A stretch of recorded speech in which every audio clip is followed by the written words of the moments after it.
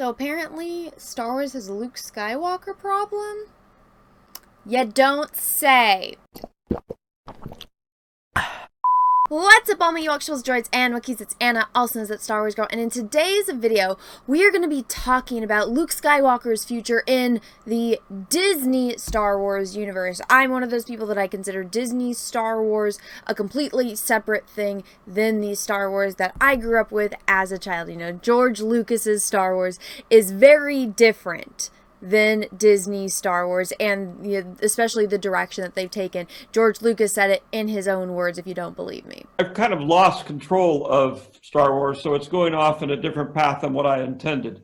But the first six are very much mine and my philosophy. So now that we've cleared that up, let's talk about the Luke Skywalker problem in the Disney Star Wars universe. Now, of course, Luke Skywalker is the one that got, all of us, especially if you watch the original trilogy first and you didn't, start off with the prequels. Luke Skywalker is the one that, just started off as a simple farm boy and then ended up becoming a Jedi and saving the galaxy, saving his family, and, bringing forth that redemption for his father. I mean, he is one of the most iconic characters to exist in cinema. And, I mean, he touched a lot of people's lives, including mine, which is why, I'm such a diehard Star Wars fan. The moment that I saw, those movies when I was a very young child, it changed my life forever. And so, with this iconic character that Disney spent $4.5 billion acquiring characters like Luke Skywalker, like Princess Leia, like Han Solo, like R2 and 3PO, and Anakin and Obi-Wan, and, Count Dooku and Darth Maul and Yoda. All of these characters that they spent $4.5 billion acquiring, it's been apparently their mission, and this is very, I mean, if you guys don't believe me, go watch the sequel trilogy. Go watch the interviews with Rian Johnson, with Kathleen Kennedy, with J.J. Abrams, and how much they want to remove themselves, or they want to move away from those characters, which, I mean, yeah, those movies made money, but nobody cares about those movies anymore. Those movies, made the money when they were in theaters, but they're not going to stand the test of time like the original trilogy and, like the prequels that George Lucas created. And so with them trying to, get the fans, to remain interested in the series, certain people like Jon Favreau, like Dave Filoni, have brought back characters like Luke Skywalker. And I mean, it doesn't matter if you hated it, and it doesn't matter if you loved the, season finale of Mandalorian episode 2.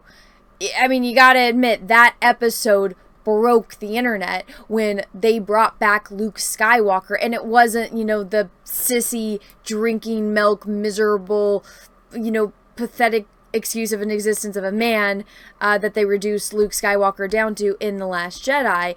It was the Luke Skywalker that we all know and love that came back and, to, take Baby Yoda so that way Baby Yoda could start beginning his training. For those of you that are going to throw a temper tantrum in the chat, oh, it's Grogu, it's Grogu. I don't care. It's Baby Yoda. I love him. I love him so much, and he will always be Baby Yoda to me. And for those of you that don't understand, here's the thing. You're telling me, and my little rant for the video, you're telling me that you had a male and a female of the rarest species in the Star Wars universe, both just happened to be at the Jedi Temple, and there just happened to be a baby there? Come on. Birds and the Bees people. When a mommy Yoda and a daddy Yoda love each other very much, you get a baby Yoda. Just saying. Origin of Baby Yoda. Just broke that right there. Give me a break. That's not Yoda's baby. Come on. And it just happens to be the perfect age. Give me a freaking break. Now that little mini rant is over, let's talk about the issue here that is being brought up in this article. Now, I have said this many times before. I don't care if you are the biggest fan of The Mandalorian or you passionately hate The Mandalorian because you feel like it has terrible writing and it's not true to the canon or the lore of Star Wars. My opinion on The Mandalorian and the Book of Boba Fett, and basically what Jon Favreau and Dave Filoni are doing, is that it is the equivalent of a child drawing you a photograph, right? A child is a little stick figure of your family and of your house house, and of course it doesn't look like you. They used an orange crayon and a green crayon for your hair, and the sun's in the corner of the paper like a child's drawing. But you're not going to throw that away, right? You're going to put that up on the fridge because a child took the time out of their day to show their love for you by drawing, you know, this picture for you. And that's heartwarming. That's why so many parents and, you know, family, friends, and grandparents, and aunt and uncles, cousins, you name it, will put up, you know, a child's drawing of a stick figure on their fridge because the child did it out of love and care for you. And that's kind of the way that I view what Jon Favreau or Dave Filoni are doing. It's a stick figure drawing that, you know, a child did. It's not a masterpiece like the original trilogy. And, you know, it's not even close to the prequels. But it's done out of love and care, and that sentiment does matter to me because I sat there and watched as Rian Johnson just said fuck you and treated Mark Hamill like absolute shit, and then went on to, you know, basically shit on the fans and say there's absolutely no valid criticism of his movie. I watched Kathleen Kennedy for years basically say F you to the fan base, F you to Luke Skywalker, F you to anyone that cares about the original trilogy and these characters and the treatment of them. So seeing people that actually do care, yes, I know they might not be doing the best job, but at least they fucking care. And that's something that I will acknowledge and I do appreciate. Again, it's not a masterpiece. It's a stick figure drawing imitation of the masterpiece. And so I just want to make that clear because some people really don't, they don't like that I like certain things about it, like seeing Baby Yoda and seeing Luke Skywalker. And one of the biggest criticisms, at least that I saw, you know, from, I feel like both sides, was about the CGI that they did for Luke Skywalker because of the de-aging. Now me, I'm a human. I understand other humans age. It didn't bother me that Mark Hamill was able to reprise his role of Luke Skywalker through a double and through de-aging technology. Was it the best? No! I mean, emulating a human face and human emotions is probably one of the most difficult jobs an animator could possibly have. And even if you do get, you know, the best animator to animate, you know, every single little muscle in the face to, you know, coincide with, you know, what the actor is actually doing, it's always going to look a little bit off and, you know, a little bit artificial. I learned this back when, you know, I was taking 3D animation in college, and it is an absolute nightmare to do. So just props to the people that did it. Now, we're going to get into little spoilers for, you know, Book of Boba Fett episode 6. I did a reaction video on this yesterday, so if you guys haven't watched it, maybe go watch that. Go watch the episode first, then you guys can go check out my reaction if you missed it, which you probably did because my channel is currently shadow banned. So guys, if you haven't already, maybe go and smash the subscribe button and then ring this little bell for notifications. Make sure that it's set to all, because if it's set to personalized or none, you're not going to get any notifications. So go click that, and that way you don't miss any videos that, you know, I put out, you know, especially like reaction videos to stuff like this. So now that that's out of the way, you guys got time, if those didn't want spoilers that want to leave. All right, we're getting into spoilers. So Luke Skywalker and Ahsoka and Baby Yoda and R2 made an appearance in the Book of Boba Fett, and a majority of the episode was Luke training Baby Yoda, and, you know, like he says to Ahsoka, it's more so getting him to remember things that he suppressed and, you know, purposely tried to forget because he had the traumatic experience of surviving Order 66, which, if you have problems with that, that's fine. I do as well, but this is what we got, so this is what I'm commenting on. Now, in my reaction video, I did comment at the end that I did have issues with the CGI. Personally, I preferred the CGI in Mandalorian Season 2. I think that it looked a little bit more like Luke. I know I'm in the minority of that. I know a lot of people like this new version of Luke Skywalker. I personally, it wasn't perfect for me. I felt a little stiff. It didn't seem, you know, in the facial reactions like Luke. But again, I understand.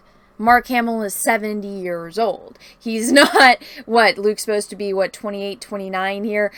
there's a pretty big age gap there, and there's only so much de-aging can do, and there's only a certain amount that we've gotten to in that level of technology. Now, if anything, I think that, especially for, if Disney having all of the resources and all of the talent that does work for them, I would think that this would be one of those moments where it's like, challenge accepted, let's rise to the occasion. I mean, heck, they created an entire new animation system just to do the snow in Frozen with Elsa.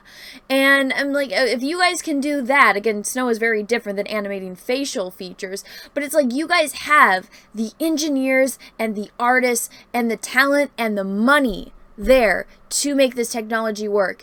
And I mean, what better feat would it be than them using Luke Skywalker as the inspiration and, to rise to the occasion to be able to make this possible. And, I mean, they're doing a good job. It's not the best job, but it's definitely not the worst job that I've seen with all the de-aging and special effects. But so there's, this little debate going on about it with the Luke Skywalker problem. Now, my solution is exactly what I just said. Use your money, use the resources. Luke Skywalker, having him there is going to make you money. Probably not as much money as Baby Yoda is now, because if you didn't, Rian Johnson didn't come in and, fuck up Baby Yoda like he did to Luke Skywalker. J.J. Abrams, Rian Johnson, did some tremendous fucking shit to Luke Skywalker to make it to where kids don't care about Luke Skywalker anymore. If you told me back when I was a kid that I would grow up and, other kids wouldn't, love Luke Skywalker and all the shit that Luke Skywalker did in the Disney fanfiction sequel trilogy, I would say, no, you're lying. But now it's like, why would kids look up to Luke Skywalker when he just becomes a pathetic loser that just hangs out on a planet and lets everyone die? And for some reason, when he was training to be a Jedi, he wasn't even a full Jedi yet. When he was training with Yoda, he could sense Han's pain from across the galaxy. But as a full-blown Jedi Master with decades of experience, he couldn't sense that Han died. Give me a fucking break, Rian Johnson. Fuck you for that shit. But anyways, the debate here is, what are they going to do about Luke Skywalker? Now, I personally think I can deal with the CG because I understand Mark Hamill isn't the age that he is. And, I'm all for him. If he wants to play this for as long as possible, go right ahead. I don't have a problem with it. I highly doubt that they'll do a Luke Skywalker series, just as much as, the people at Lucasfilm tend to hate Luke Skywalker for whatever fucking reason. Maybe because he's a white man and they can't have that as their lead in Star Wars, which doesn't make any sense to me because they had the opportunity to make Finn, a black man, the Jedi and the hero of their fanfiction sequel trilogy, but instead they didn't and just made him the butt of every fucking joke, which it's like, you guys, I don't know, you guys just throw money away and then you get two guys to come in that can actually make you money and you guys don't want it. So I think maybe just continue and, use all of those people that you have, at your disposal to try to make this the best that it possibly can. Or there's, the debate on recasting and just getting a look-like actor. Now, I don't really care either way. I'm fine with the CG, and I'm fine if they cast somebody like Sebastian Stan to play Luke. Either way, I'm just like, I've already seen as worse as it, the worst that it can get, knock on wood. You can't get any lower than the fanfiction sequel trilogy for Luke Skywalker. So anything other than that is like extra, butter on the popcorn for me. But anyways, I just wanted to talk about this because I've, been seeing a lot of people, commenting either on Twitter or during live streams asking me opinion on it. So I just wanted to add my little 2 cents. But guys, let me know what you think down in the comment section below. Do you guys think that they should continue with this CGI and this de-aging, or do you guys think that they should get, a younger actor, maybe somebody like Sebastian Stan, considering so many people think that he looks like, a young Mark Hamill and could pull off Luke Skywalker? What do you guys think? CG or get a younger, look-alike actor. Let me know in the comment section below. And everyone, if you like this video, go ahead and smash the like button. If you didn't, that's okay too. Thank you so much for watching this far through. If you haven't already, once again, take a minute, smash that subscribe button, ring the bell for notifications. Make sure that that bell is set to all, that we actually get notifications when I do other videos and live streams. And everyone, thank you so much for watching. I hope you all have a great rest of your day, morning, evening, afternoon, wherever you are in the world, and may the force be with you, because we are really, really, really going to need it. Bye, everyone. Once again, thank you so much, everyone, for watching my channel and my content. And if you would like to support me further, go ahead and check out my Etsy, The Art of Anna TSWG, where I sell prints of my original oil paintings and drawings. I have a variety of characters, from landscapes to horror villains to Star Wars characters, DC and Marvel. So go check that out, and everyone, have a wonderful day. Thank you.